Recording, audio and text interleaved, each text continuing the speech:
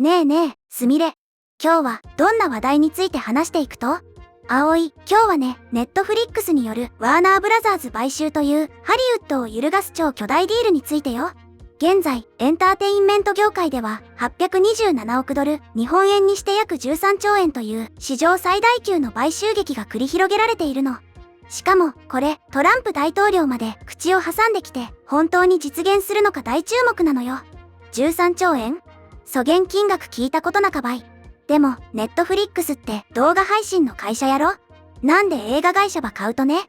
実はね、先週末にネットフリックスがワーナーブラザーズを827億ドルで買収する契約を締結したって発表されたんだけど、最近の報道で衝撃的な事実が判明したの。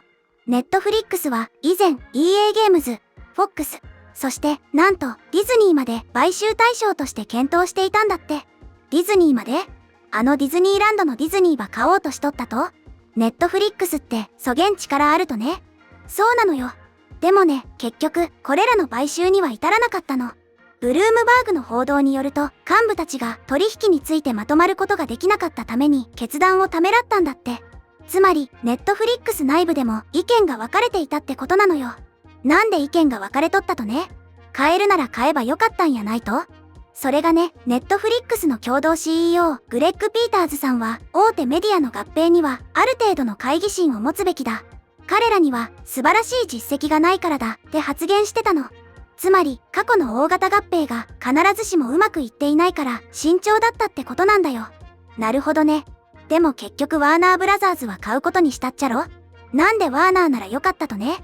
実はね、ネットフリックスはずっと買い手ではなく構築者として知られてきた会社で、自分たちでオリジナルコンテンツを作ることに注力してきたんだよ。だからもう一人の共同 CEO、テッド・サランドスさんは投資家向けの電話会議で今回の買収に驚かれる方もいらっしゃると思いますが、その理由も十分に理解していますって認めているの。じゃあ、なんで方針ば変えたとね？それはワーナーブラザーズが予想外に競売にかけられたからなの。テッド・サランドスさんは、これはまたとない機会です。素晴らしい物語を通して世界を楽しませ、人々を結びつけるという私たちの使命を達成する上で、この機会は大きな力となるでしょうって語ってるのよ。タイミングが完璧だったってことなんだよ。でも、なんでディズニーは買わんかったとね？ディズニーの方がすごかろうに。それがね、ディズニーを見送った理由の一つは、経営陣が株価がはるかに低い資産に過剰な金額を支払うことで株価が下落することを懸念したためだと考えられているの。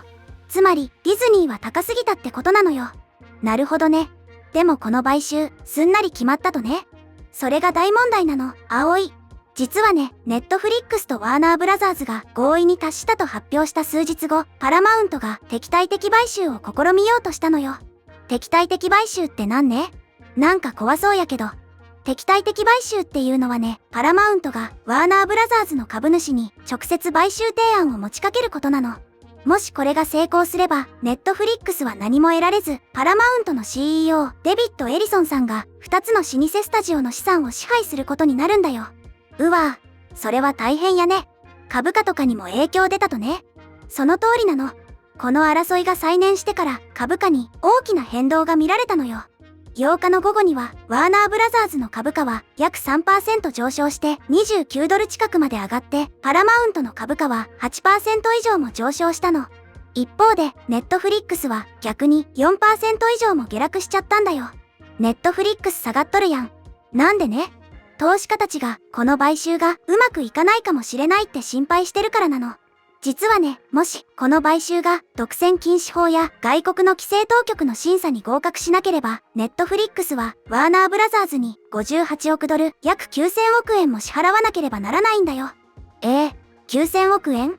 それ、失敗した時の違約金ってこと？やばすぎるやろ。そうなのよ。大きな動きには大きなリスクが伴うってことなんだよ。でもね、ここからがもっとすごいの。なんと、トランプ大統領がこの買収について発言したのよ。トランプ大統領まで出てくるとね。なんて言うたと？トランプ大統領はね、ケネディセンター名誉賞授賞式のレッドカーペットで、テッド・サランドスさんとの会談を認めて、この買収案は一定の手続きを経る必要があるって述べたの。これはトランプ政権がネットフリックスに簡単には買収させないかもしれないってことを示す最初の大きなサインなんだよ。でも、トランプ大統領はネットフリックスのこと嫌いとかじゃないとやろ？実はね、トランプ大統領はネットフリックスのことをすごく評価してるの。素晴らしい会社で驚異的な仕事をしたって言ってるし、テッド・サランドスさん個人についても素晴らしい人物で信じられないほど素晴らしい仕事をしたって称賛してるんだよ。じゃあ、問題なかやん。褒めとるっちゃろ？それがね、称賛はゴーサインではないのよ、葵。トランプ大統領はネットフリックスによるワーナーブラザーズの買収を認めるべきかって聞かれて、率直にこう答えたの。ネットフリックスはすでに非常に大きな市場シェアを握っており、ワーナーブラザーズをポートフォリオに加えることは、そのシェアを大幅に引き上げることを意味するってね。つまり、大きくなりすぎる件問題あるっちゅうことね。その通りなの。さらに、トランプ大統領は、それは一部の経済学者が判断することであり、私もその決定に関与することになるだろうって述べて、最後に問題が起きる可能性があるって締めくくったの。で、ここでみんなにお願いがあるの。もし、この動画が面白いなって思ったら、ぜひ、チャンネル登録とグッドボタン、高評価を押してね。で、トランプ大統領の発言で、また株価動いたとね。そうなの。トランプ大統領の発言を受けて、ワーナーブラザーズ・ディスカバリーの株価は、市場前取引で 1.7% 下落したのよ。これは、規制の道筋が、ネットフリックスの予想よりも複雑になる可能性があるっていう投資家の懸念を反映してるの。一方、ネットフリックスは先週5日の下落後、小幅に上昇したんだけどね。でも、ポリマーケットっていう分散型予測市場、賭け市場では、ネットフリックスが2026年末までに買収を完了する確率が、なんと 59% から 22% に急落したの。ウォール街は明らかに、今回の件では、ホワイトハウスの方が重要だって考えてるってことなのよ。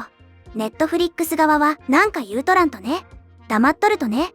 いいや、テッド・サランドスさんは、アナリストとの電話会議で自信に満ちた口調で反論してるのよ。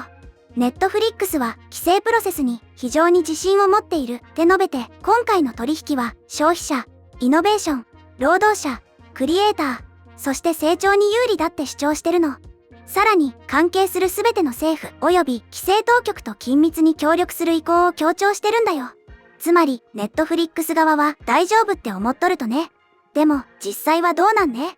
それがね、ネットフリックスは国民、特に投資家にこの買収が行き詰まることはないって信じてもらいたいと考えているんだけど、トランプ大統領の発言により、最終的な決定はワシントンから下されることを明確に示してるのよ。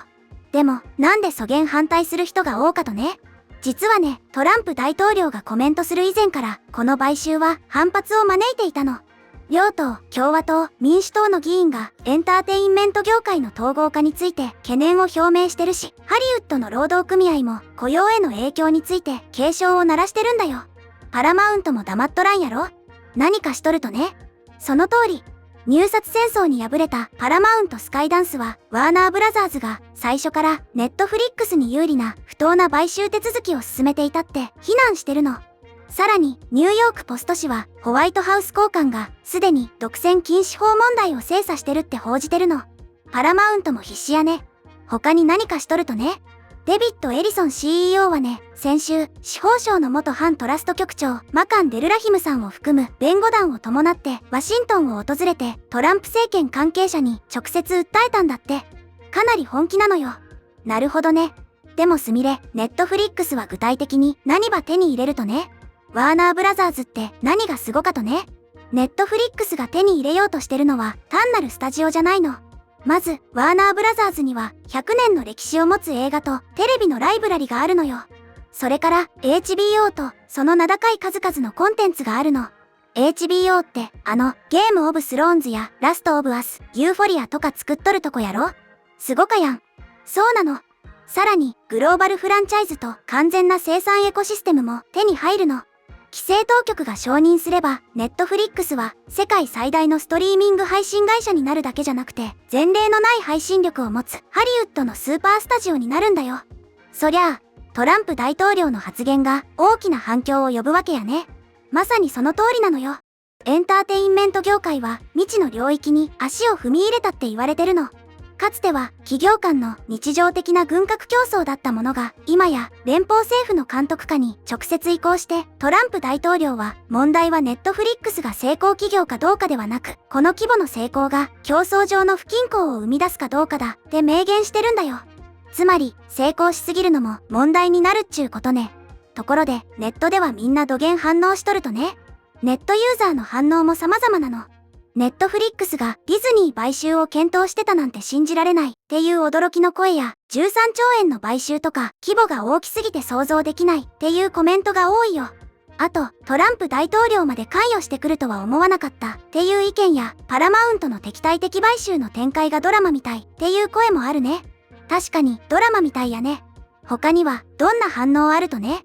58億ドルの違約金って失敗した時のリスクがヤバすぎるとか、ポリマーケットで買収成功率が 22% まで下がったの見て、もう無理だと思ったっていうコメントもあるよ。あと面白いのが、結局大統領の一言で全てが決まるんだねっていう政治の影響力の大きさを実感する声が多いことなの。みんな色々考えとるんやね。でも、すみれ、この買収が実現したら私たちの生活に何か影響あるとね。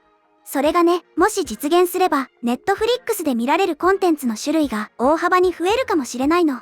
ワーナーブラザーズの100年分の映画やドラマ、HBO の高品質なシリーズが全部ネットフリックスで見られるようになる可能性があるんだよ。それはすごかね。でも逆に実現せんかったらどうなるとね。もし買収が失敗したら、ネットフリックスは買収ではなく構築を続けていればよかったって後悔するかもしれないって、ザッとパークプレイスでは指摘されてるよ。まあ、58億ドルの違約金を払うことになるし、大きな機会を逃すことになるからね。どっちに転んでも大変やね。でも、この問題、いつ決着つくとね。それがね、トランプ政権のネットフリックスに関する決定は、今後10年間のメディア情勢を決定づけるものになるって言われてるの。だからこそ、みんなが注目してるってわけなんだよ。規制当局の審査には時間がかかるだろうし、2026年末までに完了する確率が 22% っていう予測もあるくらいだから、まだまだ時間がかかりそうなのよ。なるほどね。でもすみれ、結局のところ、この買収は成功すると思う？それとも失敗すると思う？それは難しい質問だね、葵。トランプ大統領が問題が起きる可能性があるって明言してるし、分散型予測市場、賭け市場でも成功率が 22% まで下がってるから、正直かなり厳しい状況だと思うの。でも、ネットフリックスは規制プロセスに非常に自信を持っているって言ってるし、この買収が消費者、イノベーション、労働者、クリエイター、そして成長に有利っていう主張もあるから、まだわからないよ。確かにね。ところで、他の企業はこの状況はどう見とるとかね。もし、ネットフリックスの買収が承認されたら、他の企業も同じような大型買収を試みるかもしれないし、逆に承認されなかったら、大型買収は難しいっていう前例になるから、他のストリーミングサービスやメディア企業は、この買収の行方を固唾を飲んで見守ってるはずなの。そうやね。でも、この問題、ほんと深かね。私たちもこれからのネットフリックスとワーナーブラザーズの行方ばしっかり見守っていかんとね。ということで今日はネットフリックスによるワーナーブラザーズ827億ドル買収というエンターテインメント業界を揺るがす超巨大ディールについて見てきたけど、みんなはどのように思ったかな？今回の動画の感想は下のコメント欄で教えてね。もしこの動画が役に立ったと思ったら高評価とベルマーク、チャンネル登録まだの方はチャンネル登録もよろしくお願いします。ではまた次回の動画でお会いしましょう。